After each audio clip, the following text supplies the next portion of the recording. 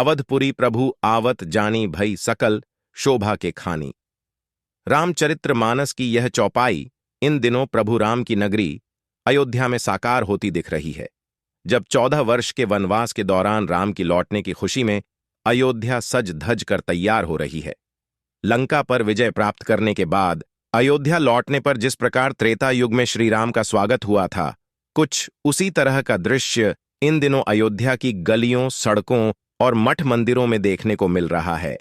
11 नवंबर को भगवान राम पुष्पक विमान रूपी हेलीकॉप्टर से वनवासी की वेशभूषा में भैया लक्ष्मण के साथ राम कथा पार्क में आएंगे, जहां गुरु वशिष्ठ के रूप में मुख्यमंत्री योगी आदित्यनाथ और राज्यपाल उनकी अगवानी करेंगे।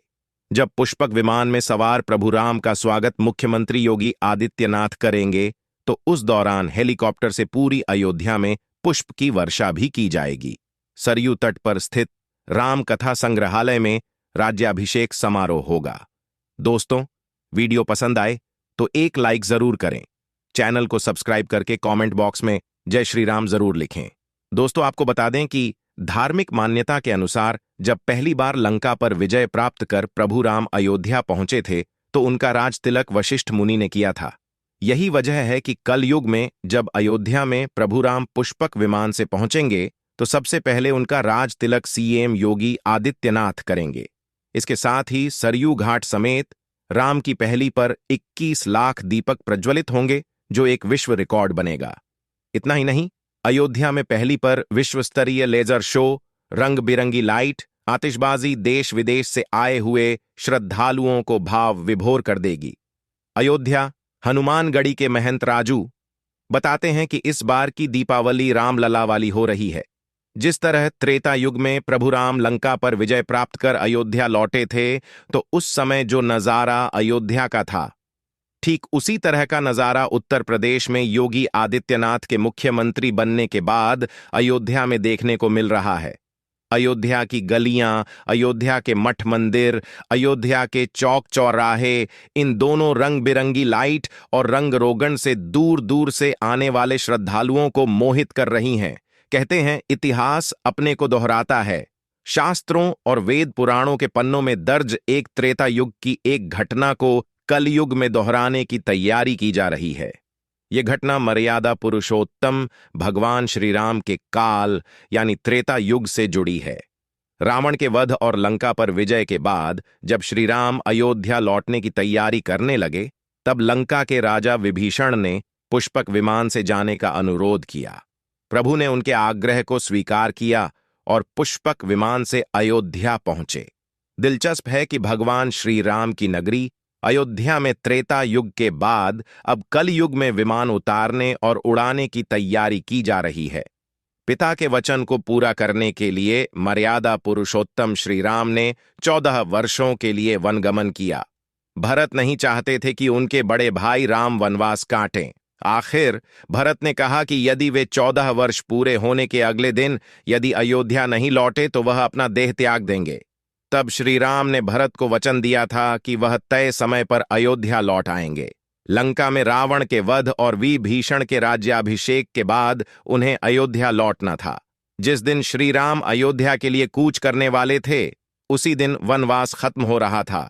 वह पैदल तय समय पर अयोध्या नहीं पहुंच सकते थे, इसलिए उन्होंने महाराज विभीषण का आग्रह स्वीकार किया और पुष्पक विमान से अयोध्या की धरती पर उतरे। पुष्पक विमान हिंदू पौराणिक महाकाव्य रामायण में वर्णित वायुवाहन था। इसमें लंका का राजा रावण आवागमन किया करता था।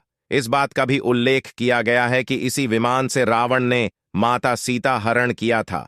लंका में विजयी होने के बाद श्री राम, माता सीता, लक्ष्मण, लंका के नवघोषित राजा विभीषण के अलावा बड़ी संख्या में लोगों को अयोध्या आना था। तब प्रभु को लगा कि इतने लोग इस विमान में कैसे सवार हो सकते हैं। उनकी आशंका को समझकर विभीषण ने कहा, प्रभु, ये करिश्माई विमान है, इसमें अनगिनत लोग बैठ सकते हैं। कहा तो यह भी जाता है कि इस पुष्पक विमान की खासियत थी कि उसमें चाहे जितने लोग सवार हो जाएं, एक सीट खाली रहती थी। एक सीट खाली रहने के पीछे के कारणों में कहा गया कि भक्त हनुमान प्रभु के बराबर में नहीं बैठते थे, उनका स्थान प्रभु के चरणों में था, इसलिए उनकी सीट हमेशा खाली रहती थी। वाल्मीकि रामायण के अनुसार पुष्पक विमान मोर जैसी आकृति का आकाशचारी विमान था जो अग्निवायु की समन्वयी ऊर्जा से चलता था। इसकी गति तीव्र थी और चालक की इच्छानुसार इसे किसी भी दिशा में गतिशील रखा जा सकता था। इसे छोटा बड़ा भी किया जा सकता था। यह सभी आर्थुओं में आरामदायक यानी वातानुकूलित था। इसमें स्वर्ण खंभ, मणिनिर्मित दरवाजे, मणिस्वर्णमय सीढ़ियां, वेदियां, गुप्त ग्रह, अट्टालिकाएं तथा नीलम से निर्मित सिंहासन थे। अनेक प्रकार के चित्र एवं जालियों से यह सुसज्जित था। यह दिन और रात दोनों समय गतिमान रहने में समर्थ था। त्रेता युग में श्रीलंका पर विजय पताका फहराने के बाद प्रभु श्री राम रावण के पुष्पक विमान से अयोध्या लौटे थे। अब कलियुग में अयोध्या का जीर्णोद्धार किया जा रहा है। प्रभु श्री राम के भव्य मंदिर का निर्माण किया जा रहा है। प्रभु के दर्शन के लिए देश विदेश से आने वाले श्रद्धालुओं और सैलानियों के लिए अयोध्या में श्री राम इंटरनेशनल एयरपोर्ट बनाया जा रहा है। इसका 90% काम पूरा हो गया है। श्री राम के भव्य मंदिर का निर्माण भी एयरपोर्ट के साथ ही पूरा हो जाएगा। संभावना है कि श्री राम मंदिर और श्री राम एयरपोर्ट का उद्घाटन एक साथ या कुछ ही दिनों के अंतर में हो जाएगा।